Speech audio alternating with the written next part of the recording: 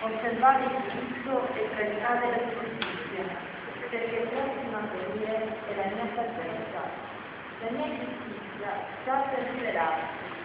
Gli stranieri che hanno aderito al Signore del Signore per essere eterni. Quando si guardano per profanare il sabato, restano fermi nella mia alleanza. Di condurrò sul mio monte santo e li colmerò di gioia e nella mia casa di preghiera.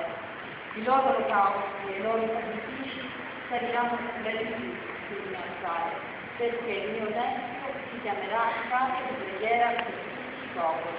Parola di Dio.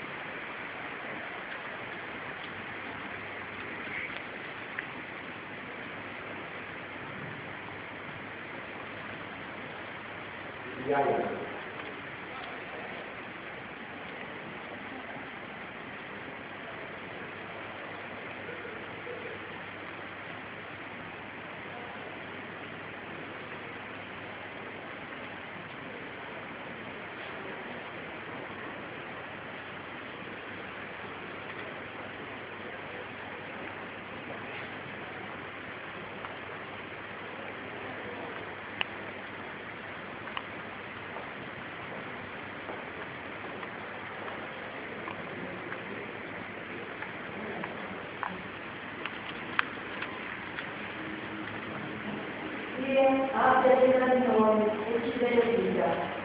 Tutti noi facciamo stendere il suo volto, perché si conosca sulla terra la tua magia, tra tutte le genti la tua salvezza. E tutti i nove genti e si rallegrino perché giudichi i popoli con giustizia, governi le nazioni sulla terra. Ti lodi i popoli, Dio, ti lodano i popoli. Ti benedica Dio e lo temano tutti i confini della terra.